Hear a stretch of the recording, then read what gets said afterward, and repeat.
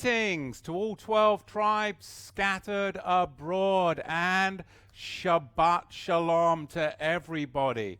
I want to thank our donors for supporting this ministry. You enable us to broadcast to the nations, and what a blessing it is to be here this Shabbat. Now remember, you can always subscribe to our channel. That makes a huge difference, especially in this day and age when we're getting pounded by the New World Order. So please, subscribe to our channel, and if you want notifications, then you can click the notification bell. And remember, give us some thumbs up if you love this video. If you hate it, give us some thumbs down. Thank you for the consistent 6 of you that always give us the thumbs down, and the rest of you, praise Yah for the thumbs up and the good comments. Keep them coming. We are looking at Zephaniah chapter 3, and there's only 3 chapters in the book of Zephaniah, so it is the close today. It is the close today. So open up the book of Zephaniah, if you like the Hebrew pronunciation, Zephaniah, chapter 3. What we're going to be looking at today in this 3rd chapter is you're going to see in the very opening verses of chapter 3, you're going to see how Judah, the house of Judah, rejects all four of Yahuwah's witnesses. You're going to see what that is as we expound upon the opening verses of chapter 3. Judah rejects all 4 of Yahuwah's witnesses. But what I want to speak about today and tie this in is how there was this dark, silent period. And then, of course, John the Immerser comes on the scene, and then we have the amazing proclamation of our Messiah, Yahushua. And what does he find himself in? He finds himself in a situation of which Zephaniah is speaking about. He's in Judah, but the times have changed. The world has shifted. The Romans are there, and there is this Zealot movement. And he addresses the Zealot movement, and he now takes what Judah rejected, these 4 witnesses of Yahweh, and he now confronts the 4 witnesses that Yahweh spoke of through the prophet Zephaniah. And those 4 witnesses that Judah rejected are the very 4 witnesses that Yahushua confronts. What am I talking about? He confronts the princes. He confronts the judges. He confronts the prophets. And he confronts the priests. This is how we begin today. Woe to her that is filthy and polluted, to the oppressing city. She obeyed not the voice. She received not correction. She trusted not in Yahweh. She drew not near to her Elohim. Her princes within her, they were roaring lions. Her judges, they were evening wolves. They leave no bones, none till tomorrow. Her prophets, they are light. They're lightweights. They're wimps. They're compromisers. They're treacherous persons. Her priests, they have polluted the holy place. They, here's the key word, they have done violence to her Torah. Do we live in a day and age when the law of Yahweh has been done away on one side of the aisle? But on the other side of the aisle, they've turned Yahweh's Torah into Babylon mystery religion with a Babylonian Talmudic interpretation of Torah. So on either side of the aisle, violence has been done to Yahweh's law. Where does that leave us? It leaves us on a narrow road, which Paul addresses in Galatians chapter 3:19. Wherefore then serveth the law? It was added because of transgressions, till the seed should come to whom the promise was made. What's that promise? The until clause of Genesis 49:10. That Messiah, Shiloh, would come and bring forth that change, that transference that the writer of the book of Hebrews says wasn't a transference from law to no law. It was a transference from a corrupt priesthood to the royal Melchizedek anointing, which is where we're at today. Because there was a law that was imposed after the golden calf, and that was the book of the law. And that then added all of these Deuteronomic reforms. Question: did the Deuteronomic reforms, did they work? Did they bear forth fruit? All of those Deuteronomic reforms, they bore no fruit, did they? All the laws that were later added after the golden calf, they bore filth, they bore pollution, they bore oppression. Not that the word of Yahweh is such things, heaven forbid, but the people's actions in response to his law was filth, pollution, and oppression, of which Zephaniah is now addressing. Her rulers were blabbers. Her rulers were scandal mongers. Her judges devoured the innocent, stripping all their meat, which is akin to all of their possessions were being stripped from their habitations. This is what Zephaniah is dealing with. Her religionists followed form without substance. What is the Catholic Church? Not to pick on the Catholic Church, it is form without substance. So many religions, Judaism, form without substance. What is the substance of the matter? The substance is a person, the person of Yahushua. Because religion will always follow form without substance, and that harkens back to a golden calf. Form without substance. All of this is what is happening in Zephaniah chapter 3. As Jerusalem sits in this most perilous of times, in this most perilous place, having the means to actually destroy itself as it circles the drain of prophetic history. So all of the Deuteronomic reforms, all the added laws because of transgression, all of the Levitical minutiae, all the cries of the prophets, they all went what? Unheeded. Didn't they? They all went unheeded. So what's the answer? What's the answer? If the people didn't listen to Moses, they didn't listen to the prophets, they didn't follow the imposed book of the law, all of the Deuteronomic reforms, the kings, the prophets, the priests, what could Yahweh do to gather his people back when all of that seemingly failed? This is the history of the Bible, because the people were following form because they hadn't experienced substance.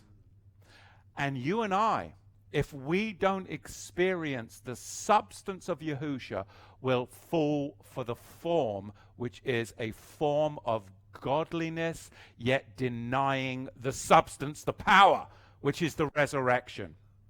Deuteronomy 18:5, it is written, Yahweh Elohim will raise up unto thee a prophet from the midst of thee, of thy brethren like unto me.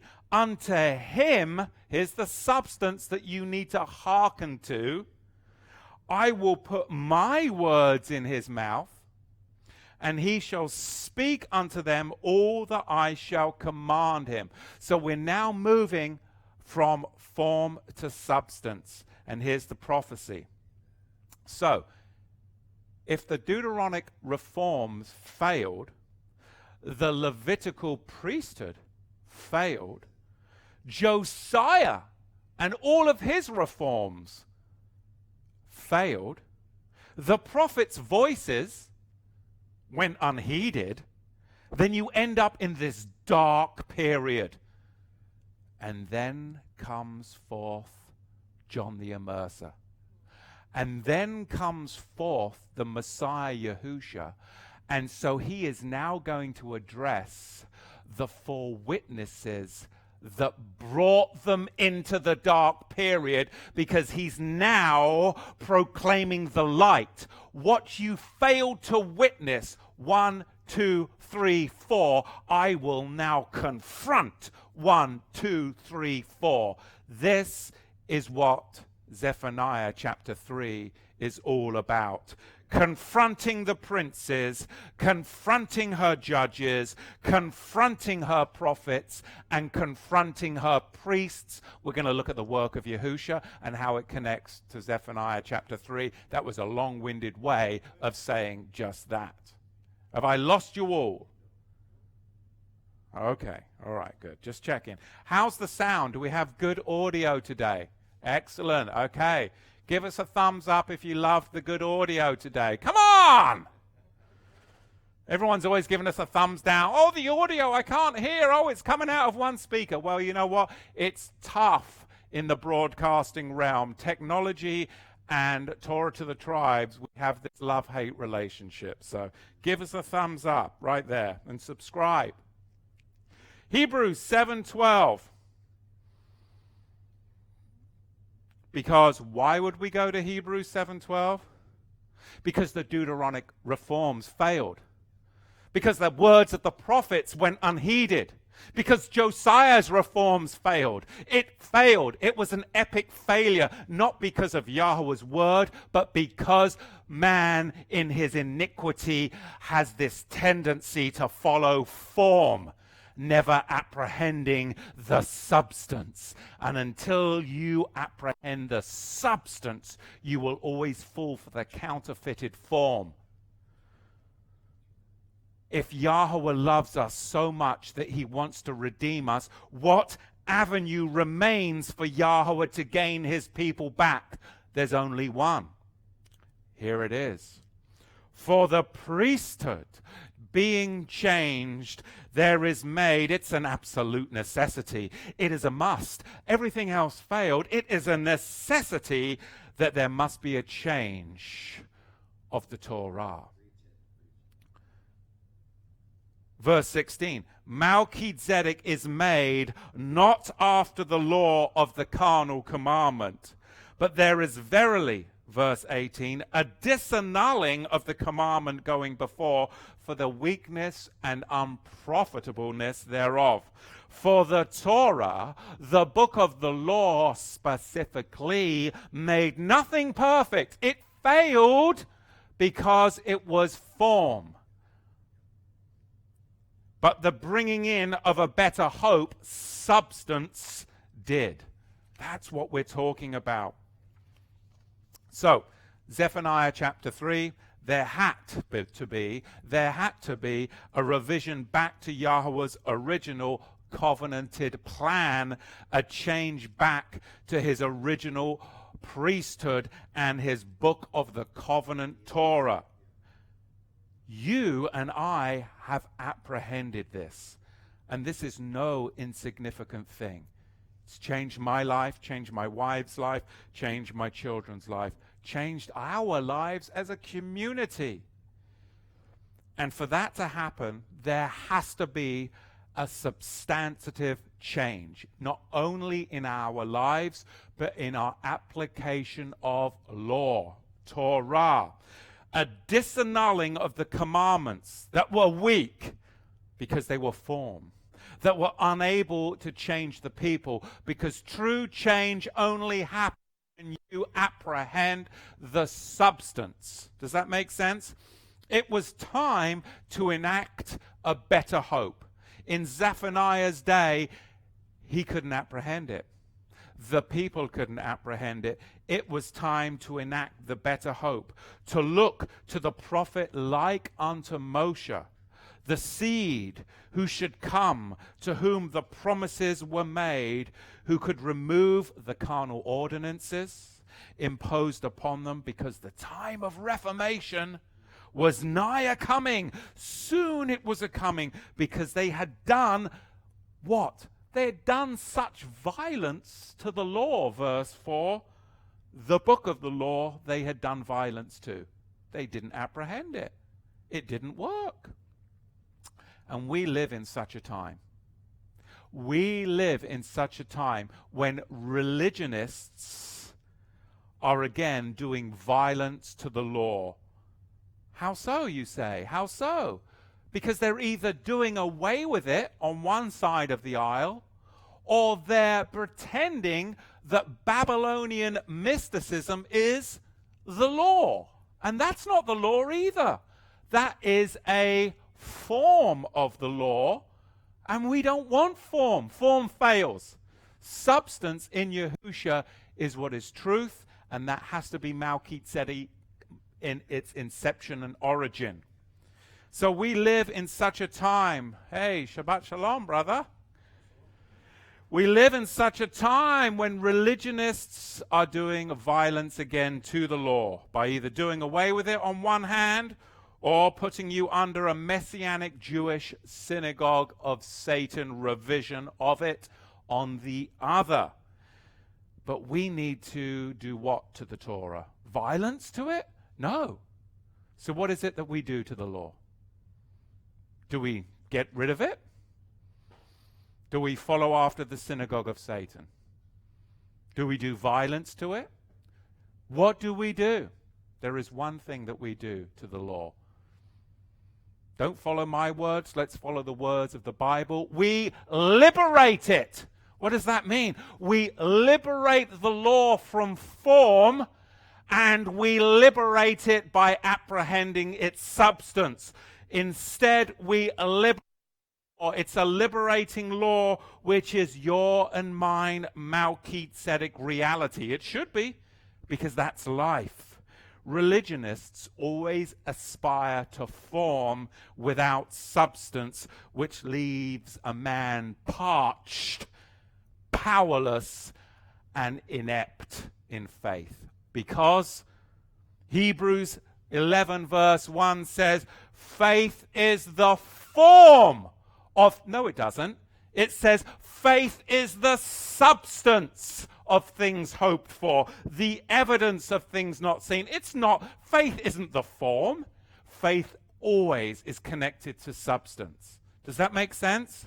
This is so powerful to me because I see Zephaniah 3 as the introduction into a very dark period of Israel's history. And I see Yahushua addressing the very things in Zephaniah 3 as the bright forming light of substance. So that's why I'm going off on this tangent today, and I hope you can comprehend what I'm saying.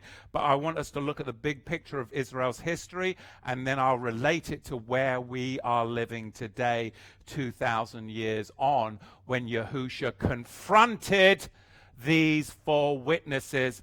Because, brethren, for you to live fully in the substance of your faith, you're going to have to confront these four things too. I spend my life confronting them, and you will have to too. And if you cower from it, you will find yourself locked in form. But the people of substance, we will confront these four witnesses with the truth of the gospel. Wow. 2 Peter chapter 2:19, it is written, while they promise them liberty, they themselves are the slaves of corruption. For whom a man is overcome, if you're overcome by Greco-Romanism, if you're overcome by the mystery religion of Judaism and Babylonian Talmud, then you will bring forth the same fruit, because it comes from the same spring, the same spigot, and out of a spigot comes what? One form of water, not two. For whom a man is overcome, of the same he is brought into bondage. For after they escape the pollutions of this world through the Master and Savior, Yahushua our Messiah, if they are again entangled therein and overcome, their latter end is worse with them than the beginning. A change of law. Hebrews 7:12. That all religionists seem to hate. Whenever I bring up Hebrews 7:12, this is what religionists just want to wriggle out of, whether they're on this side of the aisle or that side of the aisle. They just don't want to confront it. It has to be confronted. For the priesthood being changed, there is made a necessity, a change also of the law. If you don't invoke Hebrews 7:12, then you are doing violence to the Torah. It's that simple. If you don't invoke Hebrews 7:12, you fall under the judgment of Zephaniah chapter 3, doing violence to the Torah in your interpretation of it. Look at verse 5 of Zephaniah. Yahweh is Zadik, righteous in the midst of her. He will not do iniquity.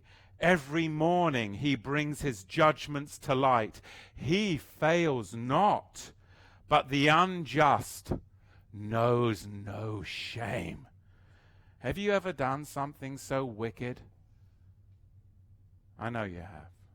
Where you just woke up in the morning and you just felt so ashamed. Just so dirty. Just so ashamed.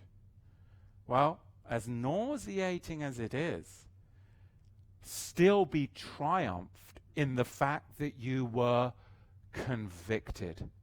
That you were convicted. That you were convicted of your folly and of your sin. It was Yahweh doing what? Bringing judgments, his judgments into light in your life. Verse 5. So now what do? You repent and you go your way and you sin no more. Do not be like a dog who returns to his vomit. Go out and rescue others. How do you rescue others? By sharing this great Melchizedek message. Make disciples of nations and share of your great deliverance. Make your testimony count. It's all about being a good witness. Something that we were working on in our household this week with our children, about being a witness to the community. Look at verse 6. Because we know, before we jump into verse 6, still talk a little bit about verse 5, we know that the wicked does what? Knows no shame. I mean, in our day and age, the wicked knows no shame. What does that mean? They turn their shame into pride. The wicked knows no shame. They in fact turn their shame into pride and try and demand the rest of humanity approve their wicked ways into law. A law of iniquity, a culture of death. Socialism and social and moral destruction is the fruit of the wicked knowing no shame. We live in such a world today, do we not? Their pride makes them, in fact, prejudice. You want to talk about pride and prejudice? I'm talking about their pride makes them prejudice. It's outrageous. And they're the ones screaming prejudice, but their pride makes them prejudice against conservative, Bible-keeping believers. It is outrageous, because this is the fruit of iniquity. I have cut off the nations, their towers are desolate, verse 6. I made their streets waste, that none passes by. Their cities are destroyed. So there is no man, and there is no inhabitant. I said, surely you will fear me. You will receive Torah. So their dwelling should not be cut off, howsoever I punished them. But they rose early, and they corrupted their doings. You see, Yahweh will render, yes, he will, a prophetic final judgment on the hills and halls of political power, whether it be the hills in Rome, the hills in Saudi Arabia, or the halls of power in Washington, D.C., their towers will be made desolate. Desolate. The infrastructure will fail because of our laws and our rulers. Open borders and social decay. Cities will go bankrupt. Refuse will rot in the street. If you live in California and you're looking to start a new business, I highly recommend you open a pest control company. 70% increase in rodents in California. Typhoid, disease, despicableness, because our rulers are corrupted, our borders are open, social decay, cities are going bankrupt, football stadiums, shopping malls, parking structures will become FEMA camps, streets laid waste, no man, no inhabitant. That's what they are working toward, they being the corrupt rulers that Yahushua addresses. And this is all the day and life that you and I are living in as we rush headlong towards 2020 and the elections, right? I mean, there's a sign up our road of the commie guy. What's his name? Bernie Sanders, okay? He's like Bernie, son of Sheba. Remember Sheba, son of Bichri? Well, Sheba, son of Bichri, did what? Undermined the king. Right now we see Bernie Sanders is like Sheba, son of Bichri, trying to undermine everything that the presidency stands for, as he tries to do more harm than did Absalom. Taking thou Lord's servants and pursuing after him, lest he get him fenced cities and escape us. 2 Samuel 20 verse 6. You see, Bernie Sanders is doing the same thing like who? Sheba, son of Bichri, like Absalom, trying to win the hearts of idiots by offering them free stuff. Right? Trying to win the hearts of idiots with your Bernie bucks. This is the world that we live in. There's nothing new under the sun. Absalom tried it, and of course Sheba, son of Bichri, invented it.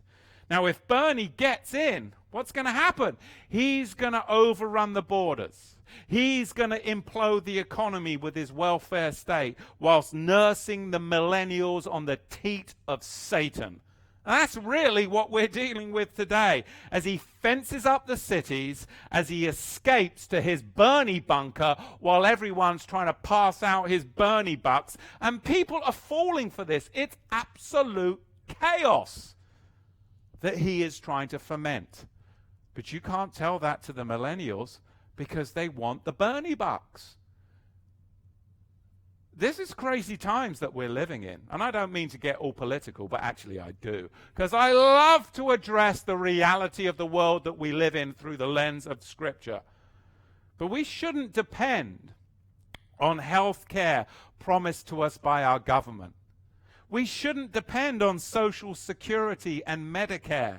We shouldn't depend upon a tax break for locking up our income in some government-sanctioned retirement account. Why should we do that? Pay taxes, but pay taxes once and then pluck the coin out of the fish's mouth.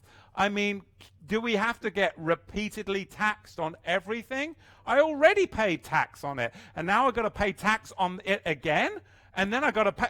It's absolutely crazy. But this is what they have constructed the world that we live in today. Tax a believer once, as we then pull a coin out the fish's mouth. and leave us to multiply a harvest of Yahweh's blessings. So, yeah, I believe we should live a quiet and peaceable life in pursuit of Yahweh, but we have to address the present reality in which we do live. Because Judah, the house of Judah, at the time of this writing, they listened to their false prophets rather than Yahweh. They listened to the false promises rather than pursuing Yahweh. They looked to the state instead of the state of their sin. And that's the problem. I need to look at the state of my sin. But we have a whole generation that is full of pride, and they're looking to the state. But until we address the state of our sin, we'll never be humble.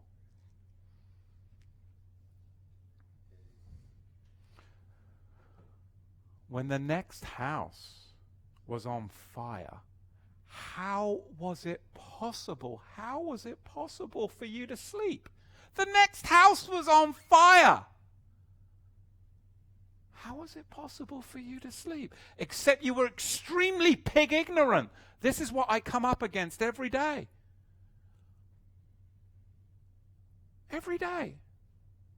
But pig ignorant is what Judah was. Pig ignorant is what she was. And she continues to be in her corrupt freedom from Yahweh's law, because she did violence to his law. Look at verse 8. Verse 8.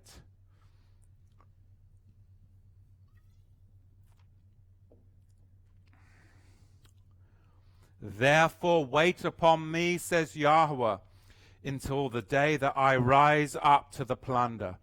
For your determination is to gather the nations, that they may assemble all kingdoms, to pour upon them my indignation, even all my fierce anger. For all the earth shall be devoured with the fire of my jealousy. For then will I return to the people a pure and clean language, that they may all call upon the name of Yahweh to serve him in one accord. You see, Judah rejects all four of Yahweh's witnesses to himself. They were witnesses to himself. That's what they were supposed to be in the opening verses of chapter 3. Judah rejected, number one, her princes. Instead of shepherds, those princes become what? Devouring lions. Number two, Judah rejected her judges. Judges are supposed to do what? Judges are supposed to defend. Instead, they accepted bribes and kickbacks with wolfish greed. Wolfish greed. And number three, Judah rejected her prophets. Prophets are supposed to be guides. They're supposed to guide you, but instead they became blabbers and scandal mongers. Scandal mongers. And finally, number four, her priests. Her priests are supposed to be holy. Heavens, help us. Holy. They're supposed to be able to distinguish between that's clean and that's unclean. But her priests, they've consumed the unclean, so they don't know the difference themselves. Do we live in such a day? Do we live in such a day? They've secularized their world so much, and they've ignored and perverted the law, done violence to it, that they don't know what clean and unclean is anymore. They've become so secularized, it's called syncretism. Their religious activities and ceremonies are all form oblivious of the substance. We live in a world where our princes have fallen, our judges are fallen, our prophets are fallen, and our priests are fallen. And so the words of Zephaniah need to come forth today, and be confronted. You and I need to confront the princes, the judges, the prophets, and the priests. This is a warning to us not to follow form, but to follow substance. Look at verse 9. Verse 9. For then will I return to the people a pure, clean language, that they may all call upon the name of Yahuwah, to serve him with one accord. From beyond the rivers of Ethiopia, my worshippers, even the daughter of my dispersed, shall bring my offering. So verse 9, if you think about it, it echoes Genesis chapter 11, doesn't it? How do you make that connection? Well, what happened in Genesis chapter 11?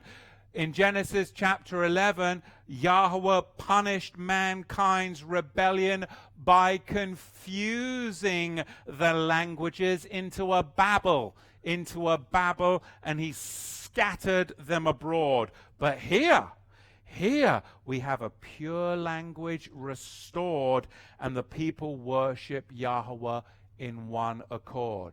So we have chaos, Genesis 11. Now we have order. But it's Yahweh's order, not the new world order. There's the distinction. Universal fellowship was broken off at Genesis 11. And I know my flat earth fans out there are going to go, universal, you can't use the word universe. Yes, I know, but I like to mess with you. Yet we find in Genesis 11, it was, of course, broken off, but restored in Acts chapter 2. The work of the Ruach HaKodesh restores, of course, the pure language, does it not? In Acts chapter 2, the fruition of the substance of Messiah. I love it. Look at verse 11. Verse 11. I've got to sit down. I'm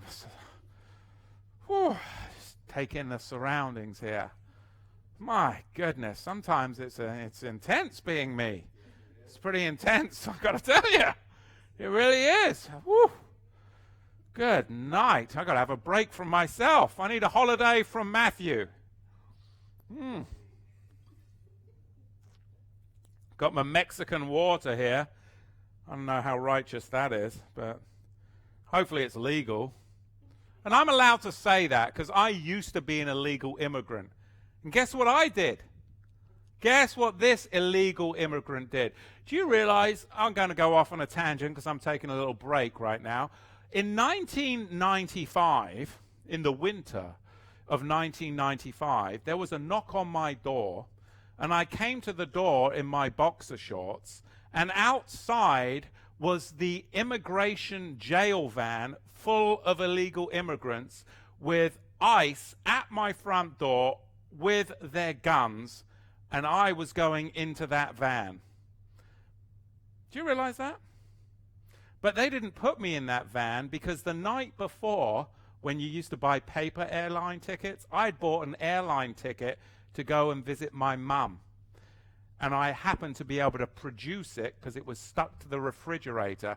And that's the only reason that I didn't go to an ICE detention center. So this illegal immigrant went back to England, and guess what? The profundity of it, I went to the American embassy and applied to come in through immigration. And here I am, a naturalized U.S. citizen, because I followed the law. Ooh, what a concept. What a concept. You can't talk like that. Well, yes, I can, because I'm allowed to. So again, you know, we live in such a world of like nonsense that, hey, I don't have a problem with ICE, and they were chasing me for years. At some point, you have to take responsibility for your actions and go, you know what? Yeah, maybe if I go back and I do it right and I just like confess and go and see the U.S. inspectors and kind of come clean and then say, I'm sorry. What do I need to do to make it right? Well, it usually entails paying a fine. It always does, right? And then you do it right. And then guess what? You get the blessing. And you don't have to live a life in the shadows looking over your shoulder. So anyway, all that to say, I don't know about this Mexican water. Wow. But we were actually in the Bible, so let's get back to the Bible. Verse 11, in that day shall you not be... But I needed a break from myself just for a moment. In that day you shall not be ashamed of all your doings, in what you have transgressed against me. For then I will take away out of the midst of you those that rejoice in your pride, and you shall no more be haughty because of my holy mountain. So from verse 11 onward, very important in all seriousness now, we had our break. From verse 11 onward here, Jerusalem comes into full view as the center of Yahuwah's work. For there in Jerusalem he abides in the midst of his people. And it will be there in Jerusalem that Yahuwah will begin his end time judgment. It will be there, in fact, 6 centuries later, after this writing, that his son confronts the very principalities of the world. So I now want to show you through the next few verses how Yahushua squarely hits every, and I mean every single prophetic aspect of Zephaniah's chapter 3 prophetic judgment and deliverance oracles. We're going to now look at how Yahushua hits Zephaniah chapter 3 squarely on the head 6 centuries later. Everything that the prophets could not do, Yahushua did. Everything that the prophets said would come fully came in the substance. So Yahushua knew his audience, and he knew that his audience would be familiar with the words of Zephaniah the prophet. So what does he do? He now directs his audience back to Zephaniah chapter 3, in particular with the following instances from verse 11, the end of the book, to its final climatic end. Now, remember the opening verses, how we started chapter 3, where Judah rejects all 4 of Yahweh's witnesses to himself. Now we're going to look and see, as we now delve from Zephaniah chapter 3, we're going to now delve into the New Testament, and we're going to see how Yahushua picks up on the words of Zephaniah.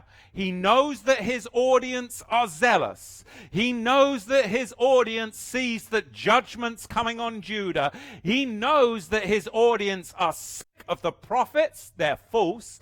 They're sick of the priests, they're corrupt. They're sick of 1, 2, 3, 4 of the very doom oracles addressed in Zephaniah chapter 3. The princes, the judges, the prophets, and the priests. So the prophet Zephaniah, think about it, it was actually read in the synagogue liturgy of the time that Yahushua walked, and it was instrumental in the ideology of the Zealot movement. Zephaniah was. It was instrumental, and that's why Yahushua addresses it, because they were very familiar with the writings of Zephaniah. The Zealot movement would be immersed in this prophet's language because it addressed the corruption, and the Zealot movement was all about addressing the corruption of the 4 witnesses that Zephaniah talks about. Does that make sense? So of course Yahushua is dealing with the Zealot movement at his time. So here we go.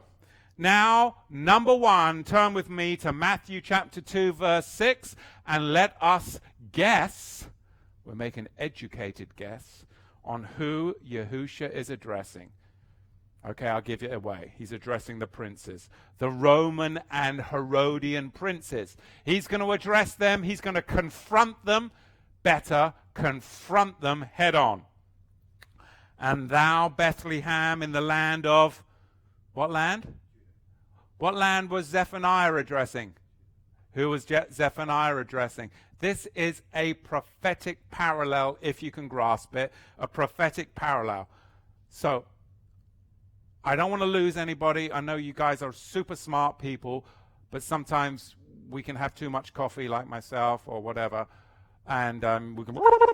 So I want to kind of calm down a little bit, because the big picture here, Zephaniah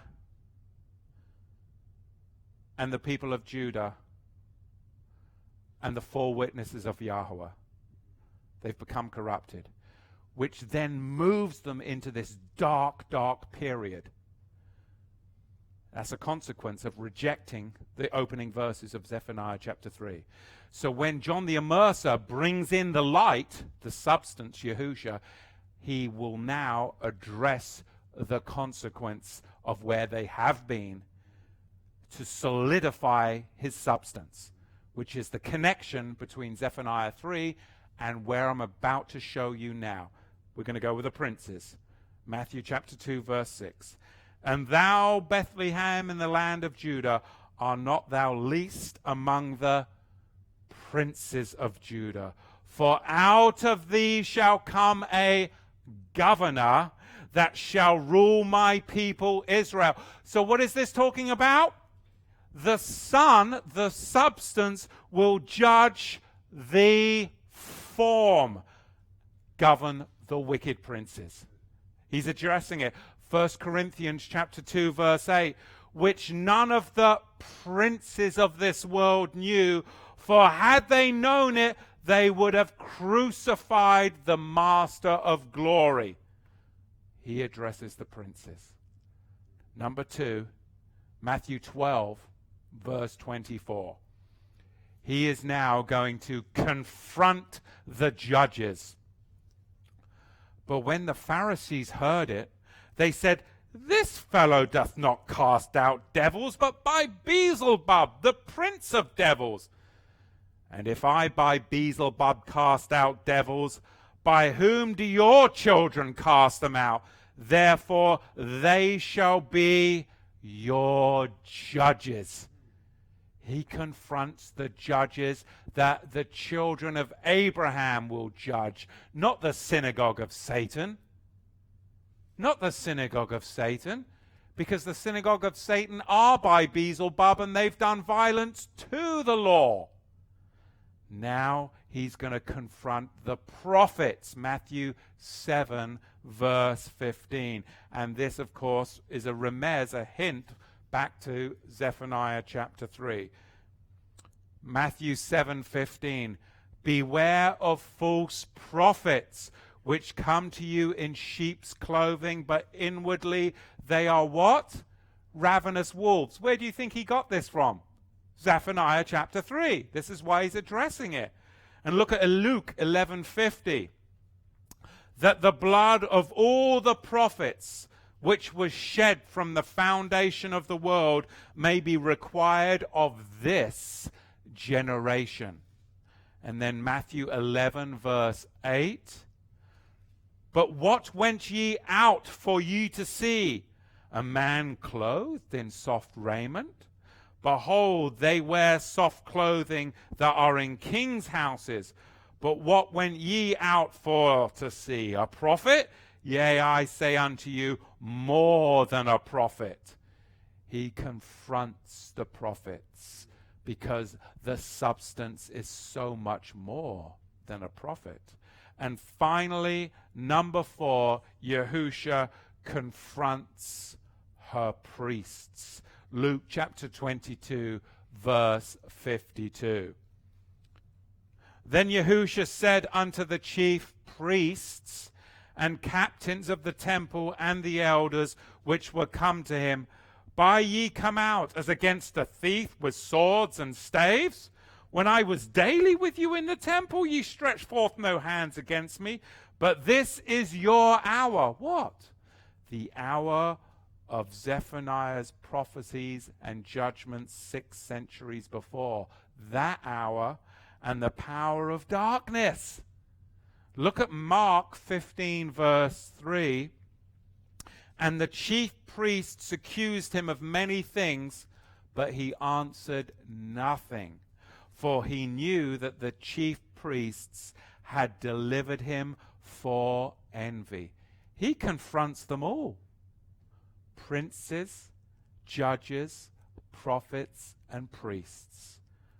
This is powerful when you make the connection and you look at the dark period that came forth and sprung forth from Zephaniah chapter 3, and then the amazing light that Yahushua has to confront these things for the light to permeate into the darkness. He's got to confront the darkness. He has to confront her princes, her judges, her prophets, and her priests. Let's go back to Zephaniah chapter 3. Let's look at the 12th verse. I will also leave in the midst of you an afflicted and poor people, and they shall trust in the name of Yahweh. And of course, Yahushua now picks up on this in Mark 14, verse 7. So we're now going to be flipping back and forward from the prophecies of Zephaniah and seeing how Yahushua confronts everything that Zephaniah communicates. He's communicating how the poor have been afflicted, and Yahushua says what we all know, the famous verse, for ye have the poor with you always. And whosoever ye will may do them good, but me ye have not always. Luke 4, verse 18, he hath anointed me to preach the gospel to the poor. Blessed ye the poor, for yours is the kingdom of Elohim. Now, in verse 13 of Zephaniah 3, we're going to address the remnant. And then Yahushua will pick up on that in Romans chapter 11 through the words of the prophet or the apostle Paul. The remnant of Israel shall not do iniquity nor speak lies, neither shall a deceitful tongue be found in their mouth, for they shall feed and lie down, and none shall make them afraid. Romans 11:5. Even so then, at this present time also there is actually a remnant according to the election of his grace. And of course, Romans 14, verse 11, for it is written, as I live, saith the Master, every knee shall bow to me, and every tongue shall confess unto Yahweh. Verse 14 of Zephaniah, Roni bat Zion, sing, O daughter of Zion. And many times we did that in the Messianic movement to the Roni, Roni bat Zion. I think that's a Paul Wilbur song. Anyway, don't worry about it. If you've never done that, then you are truly blessed. Wow. Anyway. Shout aloud, O Israel. Some of you are like scratching your head. What's he talking about? But if you've been in the Messianic movement, you know what I'm talking about with the Messianic. You know what I'm talking about. The Roni Roni Bat Zion Paul Wilbur song, where we're all in the gypsy dancing circle thinking, waving the star of Rapha, thinking that we're doing it unto Yahweh with the 9-branch menorah. Good night. Thank you, Yahweh, for rescuing me from the synagogue of Satan. Good grief. O Israel, shout aloud, be in joy and rejoice with all the heart. O daughter of Jerusalem, Yahweh has taken away your judgments. He has cast out your enemy, O King of Israel. Even Yahweh is in the midst of you. You shall not see nor fear evil anymore. Of course, Yahushua addresses the daughter of Zion in John chapter 12, verse 15. Fear not, Bat Zion. daughter of Zion. Behold thy king. He's the one that cometh, sitting on an ass's colt, and lead us, of course, Matthew 6:13, not into temptation, but deliver us from the evil. So Yahushua confronts this. Now we go back to the 16th verse. In that day it shall be said to Jerusalem, fear not, and to Zion, let your hands be weak. Yahweh your Elohim in the midst of you is mighty, and he will save. Matthew 1 verse 21. And she shall bring forth a son, and thou shalt call his name Yahushua, and he shall save his people from their sins. There's the confirmation. Back to Zephaniah. He will rejoice over you, verse 17, with joy. He will rest his love for you. He will rejoice over you with song. Verse 18, I will gather all those that grieve for the holy congregation who are among you, to whom the reproach of exile, it was a burden. This is addressed, of course, the burden of Jerusalem in Luke 13, verse 34. O Jerusalem, Jerusalem, which killest the prophets and stonest them that sent unto thee, how often would I have gathered thy children together, as a hen doth gather her brood under her wings, and ye would not. Ye would not. Verse 19 of Zephaniah chapter 3. Behold, at that time I will deal with all that afflict you. I will save her that is lame, and gather her that was driven out. I will get for them prayer and fame in every land where they have been put to shame. Of course, we know on this side of history that Yahushua dealt with the Romans, that Yahushua dealt with the Herodians, that Yahushua dealt with the synagogue of Satan. He told John the Immerser's disciples, hey, go tell him that I've healed the lame, that I've risen the dead, that I've given sight to the blind man. And finally, Yahushua did what? He gathered those scattered abroad together into one. John chapter 11, verse 51. And this spake he not of himself, but being high priest that year, he prophesied that Yahushua should die for that nation that did violence to the Torah, that nation that did not heed the princes, the prophets, the judges, and the priests, because they had become so corrupt, because they followed form, that the substance would have to die for that nation, but not for that nation only. Not for that nation only, but also for you and me today, scattered out here in the nations, scattered far abroad. You've got to get hold of the substance. Because if you and I can't look around and see how corrupt our princes, our prophets, our priests, and our judges have become, I don't know what to tell you. Because in verse 20, it culminates and finishes right here. At that time will I bring you again. Now is the time. He wants to bring us again, even in the time that I gather you.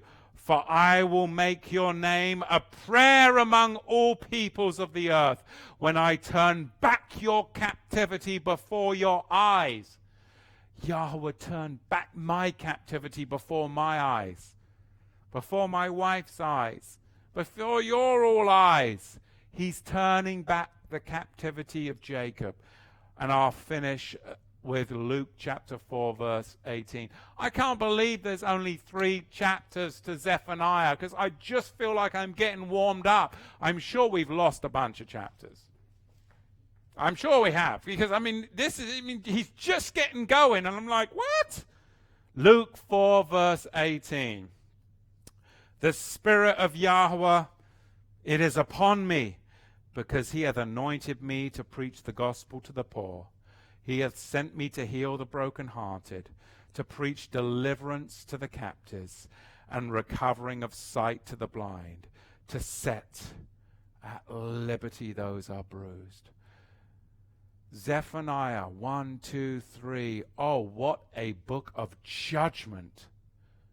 Judgment, that it seems so demoralizing. And how can you be inspired reading the book of Zephaniah? But this 3rd chapter is inspiring when you make the connection to how Yahushua addresses these 4 witnesses and confronts the 4 witnesses that they in the day of Zephaniah rejected.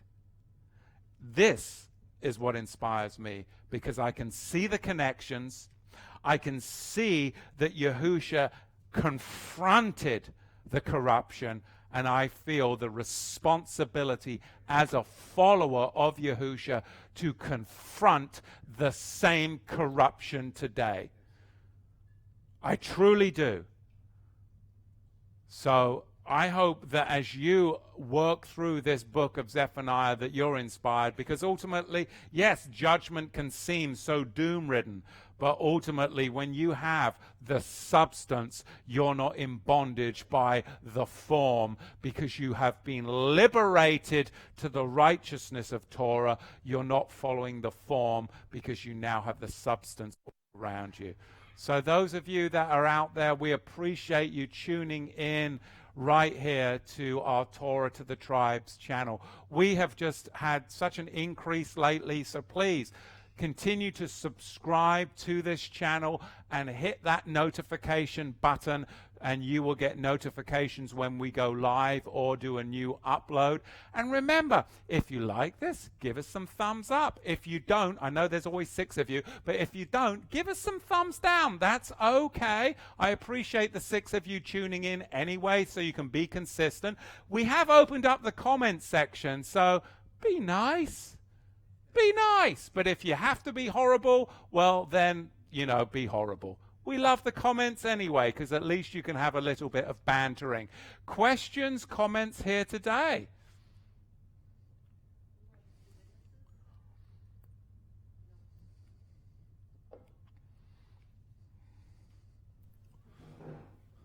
Okay, we have a question. It says, who are the 2 witnesses? Oh, there's so many different opinions on who are the 2 witnesses. Well, you could, some have said Moses and Elijah, some have said Moshe, Moses, and John the Beloved, right? I really like what we were discussing before we went live today. Think about the 2 assemblies, Smyrna and Philadelphia. They're the 2 witnesses. They're the 2 witnesses. So I like that interpretation. But that's a great question. We can develop that more. Remember, those of you that are online, right now you can register for Sukkot. Feast of Tabernacles is coming up. So we did put up a YouTube about that registration, and thankfully lots of you have enrolled and registered there. So September 30th to October 9th, Feast of Tabernacles. All right. And can Matthew list the 4 witnesses again, please? The 4 witnesses that they rejected and the 4 witnesses that Yahushua confronts are the princes, the prophets, the priests, and the judges of Zephaniah chapter 3 opening verses. And this is what Yahushua confronts. So what a blessing. It's rich. Spend some time in that book. Meditate on the word of Yahweh. And we'll catch you live next Shabbat. And Baruch Hashem Yahweh. Amen.